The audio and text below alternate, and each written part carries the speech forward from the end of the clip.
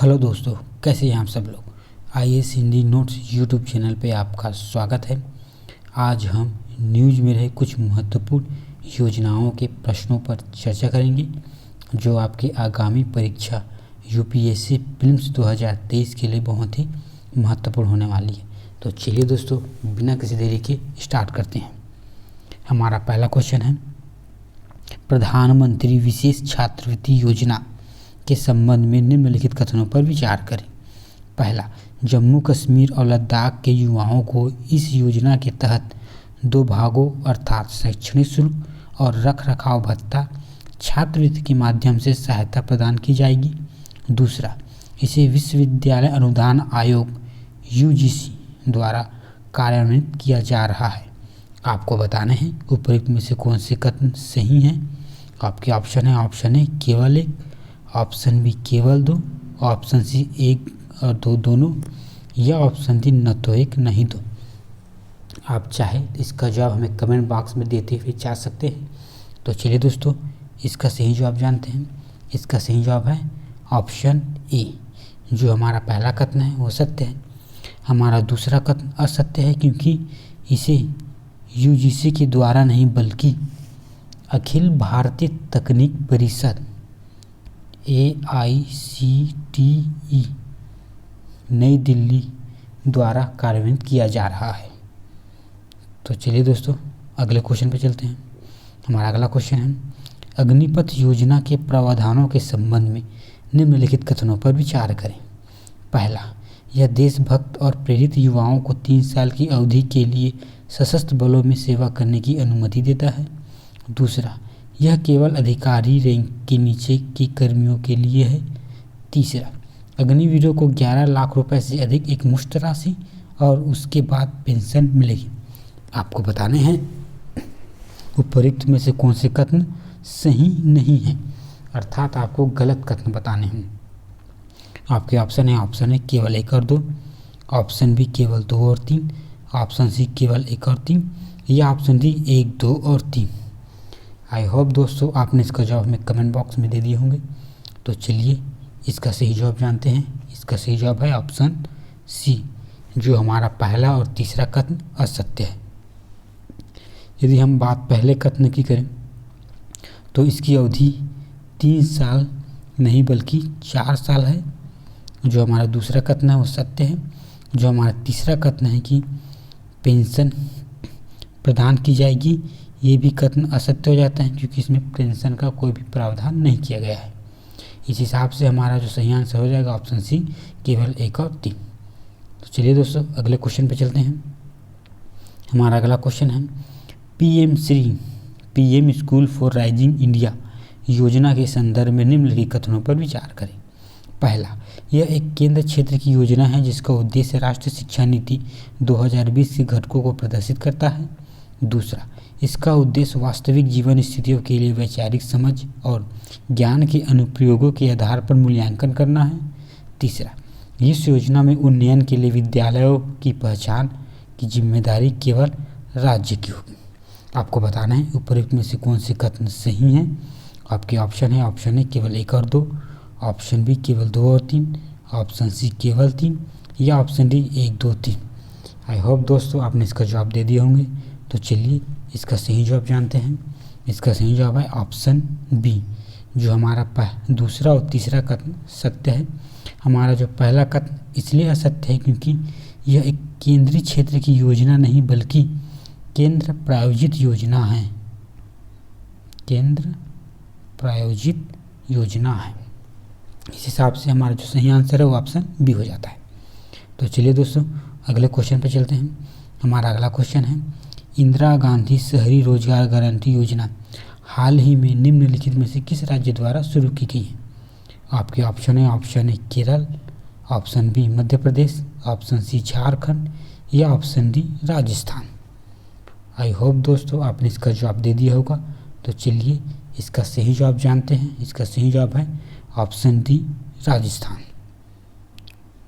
हमारा अगला क्वेश्चन है, प्रधानमंत्री गरीब कल्याण अन्न योजना के संबंध में निम्नलिखित कथनों पर विचार कीजिए। पहला, प्रारंभ में इस योजना की शुरुआत 3 माह अप्रैल, मई और जून 2020 की अवधि के लिए की गई थी, जिसमें कुल 80 करोड़ राशन कार्ड धारक शामिल थे। दूसरा, हाल ही में केंद्र ने प्रधानमंत्री गरीब कल्याण अन्न योजना को अगले 3 महीने के लिए और दिसंबर 2022 तक बढ़ाने का फैसला किया है। तीसरा, उपभोक्ता मामले, खाद्य और सार्वजनिक वितरण मंत्रालय इसका नोडल मंत्रालय है। आपको बताना है उपयुक्त में से कौन से कथन सही हैं। आपके ऑप्शन है केवल 1 और 2, ऑप्शन बी केवल 2 और 3, ऑप्शन सी केवल 1 और 3 या ऑप्शन डी 1, 2 और 3। तो चलिए दोस्तों, इसका जवाब जानते हैं। इसका सही जवाब है ऑप्शन ए, जो हमारा पहला और दूसरा कथन सत्य है। हमारा तीसरा कथन इसलिए असत्य हो जाता है क्योंकि इसकी जो नोडल एजेंसी है वो उपभोक्ता मामले, खाद्य सार्वजनिक वितरण मंत्रालय नहीं बल्कि वित्त मंत्रालय, जो हमारा वित्त मंत्रालय है वो इसका नोडल एजेंसी है। तो इस हिसाब से हमारा जो ऑप्शन ए है वो सही हो जाता है। तो चलिए दोस्तों, अगले क्वेश्चन पे चलते हैं। हमारा अगला क्वेश्चन है, आयुष्मान भारत प्रधानमंत्री जन आरोग्य योजना ABPMJ के संबंध में निम्नलिखित कथनों पर विचार कीजिए। पहला, यह माध्यमिक देखभाल जिसमें सुपर विशेषज्ञ शामिल नहीं है के साथ साथ तृतीय देखभाल जिसमें एक सुपर विशेषज्ञ शामिल है हेतु प्रति परिवार 15 लाख रुपए बीमा राशि कवर प्रदान करता है। दूसरा, इस योजना के प्रभावी कार्यान्वयन हेतु राष्ट्रीय स्वास्थ्य प्राधिकरण को एक स्वायत्त इकाई के रूप में नामित किया गया है। तीसरा, PMJ के तहत लाभार्थी को सेवा बिंदु पर कैशलेस और पेपरलेस सेवाएं पहुंच प्रदान की जाती है। आपको बताना है कि उपयुक्त में से कौन से कथन सही हैं। आपके ऑप्शन है केवल 1 और 2, ऑप्शन बी केवल 2 और 3, ऑप्शन सी केवल 1 और 3 या ऑप्शन डी 1, 2 और 3। आई होप दोस्तों आपने इसका जवाब दे दिए होंगे। इसका सही जवाब है ऑप्शन बी, जो हमारा दूसरा और तीसरा कथन सत्य हो जाता है। हमारा पहला कथन इसलिए असत्य हो जाता है क्योंकि इसमें 15 लाख रुपए की बीमा राशि नहीं बल्कि 5 लाख रुपए की राशि प्रदान की जाती है। चलिए दोस्तों, अगले क्वेश्चन पे चलते हैं। हमारा अगला क्वेश्चन है, मध्याह्न भोजन योजना के संदर्भ में निम्नलिखित कथनों पर विचार कीजिए। पहला, यह दुनिया में अपनी तरह का सबसे बड़ा स्कूल फंडिंग प्रोग्राम है जिसमें कक्षा 1 से 8वीं तक के सरकारी स्कूलों में नामांकित छात्रों को शामिल किया गया है। दूसरा, यह कार्यक्रम पहली बार 1925 में मद्रास नगर निगम में वंचित बच्चों के लिए शुरू किया गया था। तीसरा, इस योजना का मूल उद्देश्य सभी बच्चों को भोजन उपलब्ध कराना है। आपको बताना है उपयुक्त में से कौन से कथन सही हैं। आपके ऑप्शन है केवल 1 और 2, ऑप्शन बी केवल 2 और 3, ऑप्शन सी केवल 1 और 3 या ऑप्शन डी 1, 2 और 3। तो चलिए दोस्तों, इसका जवाब जानते हैं। इसका सही जवाब है ऑप्शन ए, जो हमारा पहला और दूसरा कथन सत्य है। हमारा तीसरा कथन इसलिए असत्य हो जाता है क्योंकि इस योजना का मुख्य उद्देश्य बच्चों को भोजन उपलब्ध कराना नहीं बल्कि मुख्य उद्देश्य जो है स्कूलों में बच्चों के नामांकन को बढ़ाना है। यदि हम मध्याह्न भोजन योजना के संबंध में बात करें तो इसकी जो नोडल एजेंसी है वो शिक्षा मंत्रालय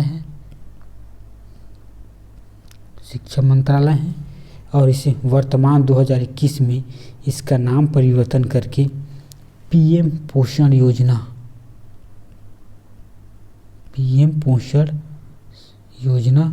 के नाम पर रखा गया है। तो चलिए दोस्तों, अगले क्वेश्चन पे चलते हैं। हमारा अगला क्वेश्चन है, प्रधानमंत्री आवास योजना ग्रामीण के संदर्भ में निम्नलिखित कथनों पर विचार कीजिए। पहला, इसे ग्रामीण विकास मंत्रालय द्वारा शुरू किया गया है। दूसरा, लाभार्थी का चयन 2 चरणों ग्राम सभा और जियो टैगिंग के सत्यापन के माध्यम से किया जाएगा।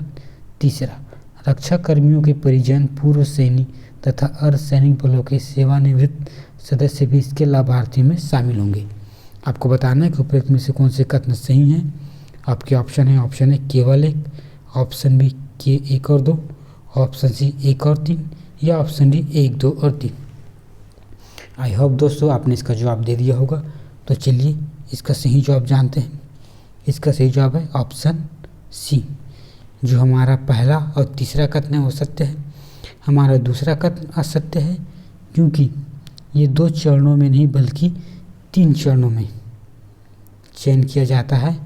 जो हमारा पहला चरण है वो सामाजिक आर्थिक जनगणना 2011, दूसरा है ग्राम सभा और जो तीसरा है वो है जियो टैगिंग। तो इस आधार पर देखा जाए तो जो हमारा तीसरा कथन है वो सही हो जाता है। तो चलिए दोस्तों अगले क्वेश्चन पे चलते हैं। हमारा अगला क्वेश्चन है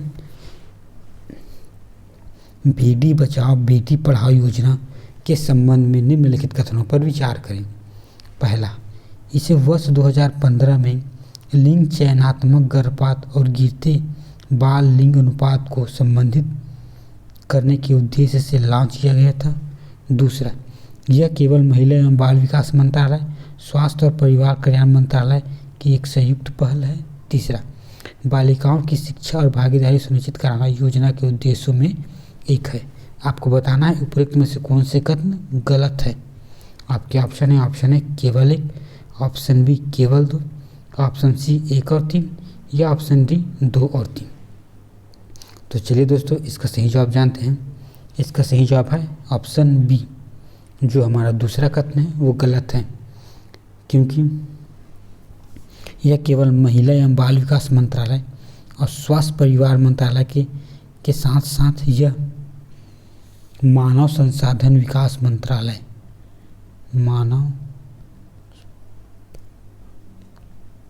मानव संसाधन विकास मंत्रालय की एक संयुक्त पहल है। तो चलिए दोस्तों अगले क्वेश्चन पे चलते हैं। हमारा अगला क्वेश्चन है पुरानी पेंशन योजना या परिभाषित पेंशन लाभ योजना के संदर्भ में निम्नलिखित कथनों पर विचार कीजिए। पहला, यह योजना सेवानिवृत्ति के बाद आजीवन आय का आश्वासन देती है। दूसरा, आमतौर पर यह सुनिश्चित राशि अंतिम आहरित वेतन के 75% के बराबर होती है। तीसरा, इस योजना को हाल ही में पंजाब, राजस्थान और छत्तीसगढ़ राज्यों में बंद कर दिया गया है। आपको बताना है उपरोक्त में से कौन से कथन सही नहीं है, अर्थात आपको गलत कथन बताने हैं। आपके ऑप्शन है केवल 1 और 2, ऑप्शन बी केवल 2 और 3, ऑप्शन सी 1 और 3 या ऑप्शन डी 1, 2 और 3। तो चलिए दोस्तों इसका सही जवाब जानते हैं। इसका सही जवाब है ऑप्शन बी। जो हमारा दूसरा और तीसरा कथन असत्य है। हमारा पहला कथन सत्य है, दूसरा कथन इसलिए असत्य है क्योंकि इसमें वेतन का 75% नहीं बल्कि 50% के बराबर होगी। जो हमारा तीसरा कथन है कि इसे पंजाब, राजस्थान और छत्तीसगढ़ राज्यों ने बंद कर दिया है, ये कथन असत्य है क्योंकि हाल ही में पंजाब, राजस्थान और छत्तीसगढ़ राज्य ने पुरानी पेंशन योजना को लागू करने की योजना बना रहा है। इस हिसाब से देखा जाए तो जो हमारा जो ऑप्शन बी है वो सही हो जाता है। तो चलिए दोस्तों अगले क्वेश्चन पे चलते हैं। हमारा अगला क्वेश्चन है स्वदेश दर्शन योजना के संदर्भ में निम्नलिखित कथनों पर विचार कीजिए। पहला, यह थीम आधारित पर्यटन सर्किट को एकीकृत विकास के लिए संस्कृत मंत्रालय द्वारा शुरू की गई एक केंद्र प्रायोजित योजना है। दूसरा, स्वदेशी दर्शन के तहत विकास के लिए 15 विषयक सर्किटों का पहचान किया गया है। तीसरा, स्वदेश दर्शन 2.0 पर्यटन स्थलों के सामान्य और विशिष्ट विकास के लिए बेंचमार्क और मानकों के विकास को प्रोत्साहित करेगा। आपको बताना है कि उपरोक्त में से कौन से कथन सही हैं। आपके ऑप्शन है केवल 1 और 2, ऑप्शन बी केवल 2 और 3, ऑप्शन सी केवल 1 और 3 या ऑप्शन डी 1, 2 और 3। तो चलिए दोस्तों इसका सही जवाब जानते हैं। इसका सही जवाब है ऑप्शन बी। जो हमारा दूसरा और तीसरा कथन सत्य है। हमारा पहला कथन असत्य हो जाता है क्योंकि यह केंद्र प्रायोजित योजना नहीं बल्कि केंद्रीय क्षेत्र की योजना है। केंद्रीय क्षेत्र की योजना है। तो चलिए दोस्तों अगले क्वेश्चन पे चलते हैं। हमारा अगला क्वेश्चन है एलपीजी पहल योजना के संदर्भ में निम्नलिखित कथनों पर विचार कीजिए। पहला, यह योजना ब्याज सबवेशन योजना के तंत्र के अंतर्गत है। दूसरा, पहल के तहत एलपीजी सिलेंडर ब्याज दरों पर बेचे जाते हैं और पात्र उपभोक्ता को सब्सिडी सीधे उसके बैंक खाते में मिलता है। आपको बताना है कि उपरोक्त में से कौन से कथन सही नहीं है। आपके ऑप्शन है, ऑप्शन ए केवल एक, ऑप्शन बी केवल दो, ऑप्शन सी एक और दो दोनों, या ऑप्शन डी न तो एक नहीं दो। तो चलिए दोस्तों इसका जवाब जानते हैं। इसका सही जवाब है ऑप्शन ए, जो हमारा पहला कथन है वह सत्य है और जो हमारा दूसरा कथन है वो सत्य है। तो चलिए दोस्तों अगले क्वेश्चन पर चलते हैं। हमारा अगला क्वेश्चन है अटल पेंशन योजना के संदर्भ में निम्नलिखित कथनों पर विचार कीजिए। पहला, यह मुख्य रूप से असंगठित क्षेत्र के श्रमिकों पर लक्षित न्यूनतम गारंटी पेंशन योजना है। दूसरा, योजना में एक परिवार का एक ही सदस्य शामिल हो सकता है। तीसरा, ग्राहक की मृत्यु के बाद जीवन भर के लिए पेंशन समान राशि की गारंटी है। आपको बताना है कि उपरोक्त में से कौन से कथन सही हैं। आपके ऑप्शन है, ऑप्शन ए केवल एक, ऑप्शन बी केवल दो और तीन, ऑप्शन सी ग्राहक की मृत्यु के बाद जीवन भर के लिए पेंशन समान राशि की गारंटी। आपको बताना है कि उपरोक्त में से कौन से उत्तर सही हैं। आपके ऑप्शन है, ऑप्शन ए केवल एक, ऑप्शन बी केवल दो और तीन, ऑप्शन सी केवल एक और तीन, या ऑप्शन डी एक दो और तीन। तो चलिए दोस्तों इसका जवाब जानते हैं। इसका सही जवाब है ऑप्शन सी, जो हमारा पहला और दूसरा कथन वो सत्य है। तीसरा कथन, पहला और तीसरा जो कथन है वो सत्य है। हमारा दूसरा कथन असत्य है क्योंकि इसमें एक परिवार में एक सदस्य होने ऐसा कोई प्रावधान नहीं किया गया है। तो चलिए दोस्तों अगले क्वेश्चन पर चलते हैं। हमारा अगला क्वेश्चन है स्वामित्व योजना के संदर्भ में निम्नलिखित कथनों पर विचार कीजिए। पहला, यह केंद्र प्रायोजित योजना है। दूसरा, इस योजना का उद्देश्य ग्रामीण भारत के लिए एकीकृत संपत्ति सत्यापन समाधान प्रदान करना है। आपको बताना है कि उपरोक्त में से कौन से कथन सही हैं। आपके ऑप्शन है, ऑप्शन ए केवल एक, ऑप्शन बी केवल दो, ऑप्शन सी एक और दो दोनों, या ऑप्शन डी न तो एक नहीं दो। तो चलिए दोस्तों इसका जवाब जानते हैं। इसका सही जवाब है ऑप्शन बी, जो हमारा दूसरा कथन है वो सत्य है। हमारा पहला कथन इसलिए असत्य हो जाता है क्योंकि ये केंद्र प्रायोजित योजना नहीं बल्कि केंद्र क्षेत्रीय योजना है। केंद्रीय क्षेत्रीय योजना है। यदि हम स्वामित्व योजना की बात करें तो यह पंचायत राज मंत्रालय इसकी नोडल एजेंसी है और ग्रामीण भारत के लिए एकीकृत संपत्ति सत्यापन समाधान प्रदान करता है, ये उसका उद्देश्य है। तो चलिए दोस्तों अगले क्वेश्चन पे चलते हैं। हमारा अगला क्वेश्चन है प्रधानमंत्री मातृ वय वंदना योजना के संदर्भ में निम्नलिखित कथनों पर विचार कीजिए। पहला, यह एक केंद्र क्षेत्र की योजना है जिसमें महिला एवं बाल विकास मंत्रालय द्वारा क्रियान्वित किया जा रहा है। दूसरा, यह राष्ट्रीय खाद्य सुरक्षा अधिनियम 2013 के प्रावधानों के अनुसार काम करता है। तीसरा, यह एक नगद हस्तांतरण योजना है जिसमें लाभार्थियों को 3 किस्तों में 6,000 रुपये का नगद लाभ मिलता है। आपको बताना है कि उपरोक्त में से कौन से कथन सही नहीं है, अर्थात आपको गलत कथन बताने हैं। आपके ऑप्शन है, ऑप्शन ए केवल एक और दो, ऑप्शन बी केवल दो और तीन, ऑप्शन सी एक और तीन, या ऑप्शन डी एक दो और तीन। तो चलिए दोस्तों इसका जवाब जानते हैं। इसका सही जवाब है ऑप्शन सी एक और तीन, जो हमारा पहला और तीसरा कथन असत्य है। हमारा पहला कथन इसलिए सत्य हो जाता है क्योंकि यह केंद्र क्षेत्र की योजना नहीं बल्कि केंद्र प्रायोजित योजना है। हमारा दूसरा कथन सत्य है। हमारा तीसरा कथन इसलिए असत्य हो जाता है कि इसमें 6,000 रुपये का नगद नहीं बल्कि 5,000 रुपये का नगद लाभ मिलता है। इस हिसाब से हमारा जो सही आंसर हो जाएगा वो ऑप्शन सी केवल एक और तीन। आइए दोस्तों इसके बारे में कुछ तथ्य देख लेते हैं। कुछ तथ्य दिए गए हैं, आप इसे पढ़ लीजिएगा। तो चलिए हम अगले क्वेश्चन पर चलते हैं। हमारा अगला क्वेश्चन है पीएम स्वनिधि योजना का उद्देश्य क्या है। आपके ऑप्शन है, ऑप्शन ए देश भर में एमएसएमई को 3 लाख करोड़ रुपए से संपार्श्विक मुक्त ऋण प्रदान करना। दूसरा, रेहड़ी पटरी वाले को संवार्षिक मुक्त ऋण ब्याज प्रदान करना। तीसरा, ग्रामीण भारत में भूमि धारकों की संपत्ति के प्रमाण पत्र प्रदान करना। चौथा, असंगठित क्षेत्र के श्रमिकों को नियत आय की गारंटी प्रदान करना। तो चलिए दोस्तों, इसका सही जवाब जानते हैं। इसका जो सही जवाब है वो है ऑप्शन बी, रेहड़ी पटरी वाले को संपार्श्विक मुक्त ऋण प्रदान करना। तो दोस्तों, आज के लिए बस इतना ही। यदि वीडियो पसंद आए तो इसे लाइक कीजिएगा और हमारे चैनल को सब्सक्राइब कीजिएगा। धन्यवाद।